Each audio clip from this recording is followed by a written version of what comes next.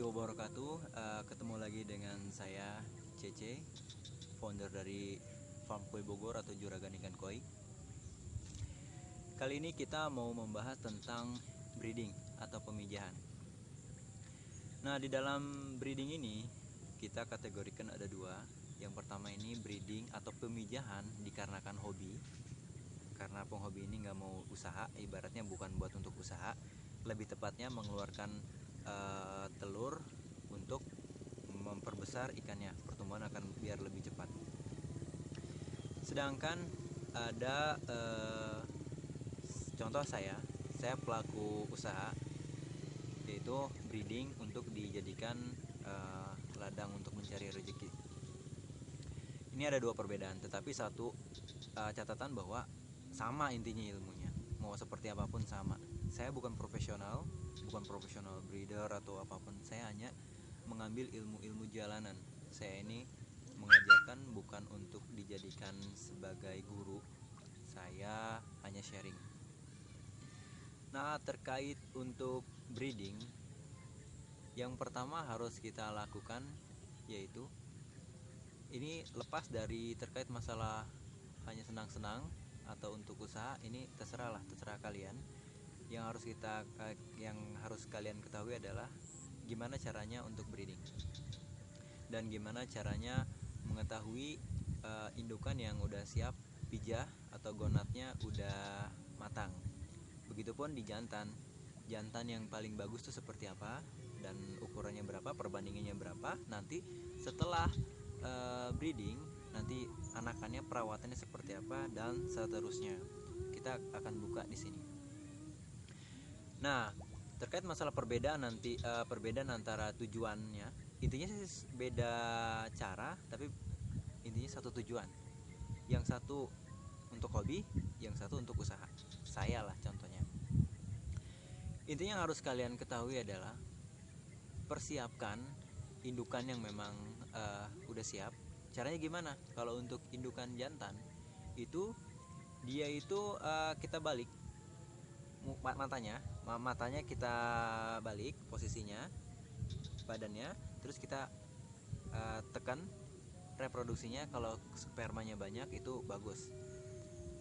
Usia berapa sih jantan ini dikatakan untuk bisa siap?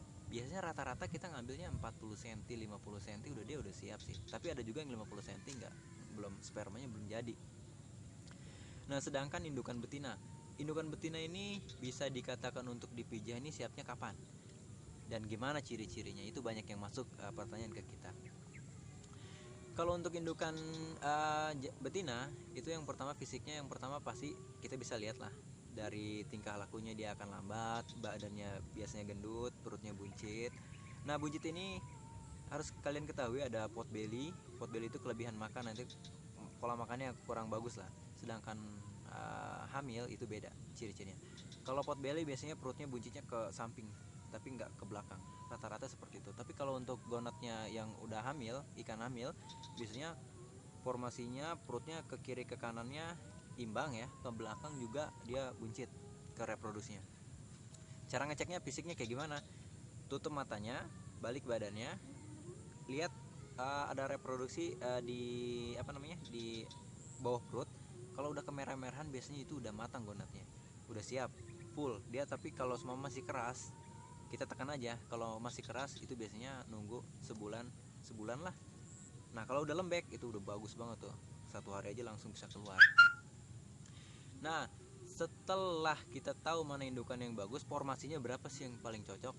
Nah, perbandingan antara jantan dan betina ini biasanya bandingnya 1:1. Indukannya semua 70 cm. Nah, rata-rata jantannya pun harusnya seperti itu, sekitar 60, mungkin 170. Pertanyaannya kenapa seperti itu? Si betina dia kan mengeluarkan telur. Telur ini butuh sperma. Jumlah telur menentukan keberhasilannya berdasarkan jumlah sperma yang banyak. Artinya apa? Kalau semua indukannya 70 cm atau 60 cm, itu betina jantannya itu minimal 2 atau 3 lah. Intinya semakin banyak spermanya, semakin si telur itu bisa terbohi dengan sempurna. banyak kegagalan di breeding ikan busuk, telurnya nggak terbuahi karena spermanya kurang. Asal di breeding, asal cebur, yang penting jadi. Itu kalau di usaha nggak bisa seperti itu, ada hitung-hitungannya. Kalau mungkin beda lagi sama ceritanya, sama untuk cuman senang-senang, yang penting telur keluar, pertumbuhan nanti lebih cepat lagi, seperti itu. Nah, jam berapa sih ikan itu bisa bertelur? Sepengalaman kita, jam terbang kita, dia bertelur itu biasanya malam, bisa jam 3 malam. Terus mungkin mau ke sore, mau ke pagi-pagi itu jam 5, jam 4, jam 5 pagi, atau menjelang mau siang sekitar jam 6 pagi. Nah, setelah jam 6 pagi biasanya si telurnya itu keluar dari indukan. Nah, setelah ada matahari, pokoknya indukan ini harus diangkat. Kalau nggak diangkat, dia akan memakan telurnya, karena dia hewan-hewan berdarah dingin. Ketika ada suhu panas, dia akan makan telur-telurnya, karena dia akan merasa lapar, nanti akan dimakan. Setelah setelah indukan dipisah, dia harus dikarantina dulu, karena posisi si ikan ini lemah kayak lahiran, butuh istirahat dulu. Jangan dikejar-kejar sama si jantannya pun harus dikarantina juga, karena habis capek ngejar-ngejar. Kalau bisa mah dipisah kolamnya untuk karantina. Nah, setelah jam 6 indukan diangkat, semua udah keluar nih, jam diangkat. Nanti diamkan si telurnya itu sekitar 2 hari 3 hari, nanti ada kehidupan baru. Nah, pertanyaannya, media apa yang cocok untuk indukan untuk bertelur? Satu, yang pertama itu air. Yang harus kalian ketahui adalah ikan koi ini dia nggak bakal ngeluarin telurnya, sifat ibu-ibu lah, dia akan melindungi anaknya. Dia nggak bakal ngeluarin telur saat air itu kotor dan permukaannya itu kurang bagus. Pengalaman saya sih seperti itu. Mungkin kalau ada yang udah nyoba airnya butek, terus permukaannya jelek, kotor, nelor, itu mungkin bisa dicoba juga tuh, tapi saya belum pernah nemuin dan belum pernah gak berhasil. Kurang lebih seperti itu. Nah, terkait air ini harus air yang baru, bukan air yang air baru ini dalam arti bukan air sumur, dan airnya harus jernih, bukan air sumur juga. Air matang ini air yang sudah diendapkan beberapa hari dari sumur, kita endapin, airnya jernih kan, baru disiapkan ke kolam. Terus permukaan kolam yang untuk dipijah itu harus rata, harus rata permukaannya. Licin malah harus licin. Kenapa kalau nggak licin? Kalau semua permukaannya lancip atau tajam, itu nanti dia kan beradu tuh. Posisi saat itu mengeluarkan tenaga, dia akan ketusuk atau lecet, nanti bisa luka. Kalau luka biasanya lelah, mati, bisa jadi hilang nanti ikannya, sayang kan. Selanjutnya, setelah air udah harus bersih, permukaan harus licin. Nah, telur udah keluar, selanjutnya apa yang harus kita lakukan ketika anakan itu udah menetas? Biasanya menetas 3 hari lah, saya anggap 3 hari. 3 hari pertama, si telur 2 hari setelah kelahirannya, setelah netas 2 hari lah, itu kasih kutu air. Kita sih selalu masih kasih kutu air. Ikan ini ikan kanibal, otomatis kuncinya adalah garis merahin kanibal, berarti nggak boleh lapar. Kuncinya adalah kalau mau punya anakan banyak, hasilnya banyak, jangan kasih dia lapar, harus kenyang terus, kasih makan sebanyak mungkin. Saya kan bukan untuk usaha, saya hanya sebatas senang-senang atau untuk mengeluarkan telurnya aja, atau saya mau coba-coba aja. Kalau ngambil kutu air susah dong, harus diempang, harus segala macam, ribet lah. Nah, gunain kuning telur. Putihnya kemana? Bisa digoreng ya kan, bisa dimasak, enak. Kuningnya aja sedikit aja, tapi jangan banyak, hati-hati. Ini jangan banyak kalau nggak salah mengandung toksin deh, kalau nggak salah. Ikan bisa mati tuh, sedikit aja. Nah, terkait masalah berapa hari dia bisa dikasih makan, itu mungkin 1 hari 2 hari setelah netes. Selanjutnya dia kasih makan apa? Bisa kutu air, bisa cacing beku. Nah, mungkin bisa artemia lah, banyak artemia kering, artemia yang udah harus di bisa dihidupin gitu, banyak, terserah. Nah selanjutnya setelah 4 hari, biasanya 3 hari 4 hari sampai seminggu saya kasih kutu terus biar nggak kanibal. Setelah 1 minggu saya rubah lagi ke cacing. 1 minggu tuh sampai 14 hari, kita selalu 14 hari patokannya, karena untuk dia bisa menyesuaikan, karena keberhasilan itu berdasarkan penanganan di anakan. Ini anak bayi ibaratnya, kita memperkenalkan makanan ke dia, kita kenalin ini makanan ini, makan ini. Nanti itu setelah 14 hari kita taruh di mood pond atau empang.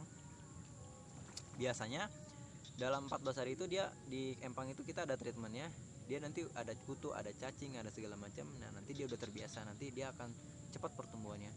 Nah setelah itu dari sampai sebulan lah baru bisa kita sortir. Nah kan saya kan bukan untuk diusaha, bukan kayak akang lah, gimana pakai apa. Nah bisa menggunakan tadi pertama kuning telur, terus bisa artemia. Kalau nggak artemia nanti bisa kutu cacing beku yang dia hancur-hancurin aja sedikit-sedikit, jangan terlalu banyak, nanti busuk ikannya, nanti mabok. Jangan banyak-banyak intinya. Terus selain cacing aerator, jangan lupa aerator, minimal aerator aja, jangan mesin sedot, nanti ikannya kesedot karena dia masih ngikutin arus kan.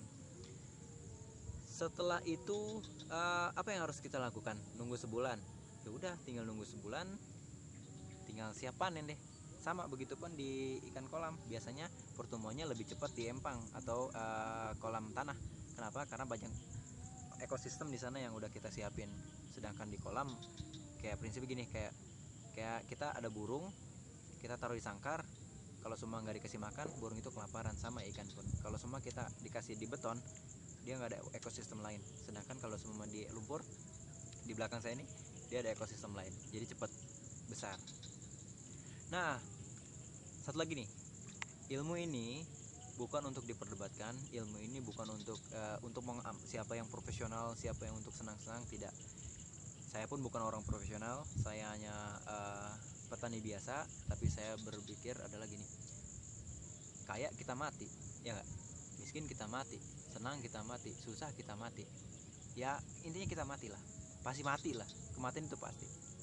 Yang punya koi banyak pasti mati, yang nggak punya koi pun bisa mati. Artinya apa?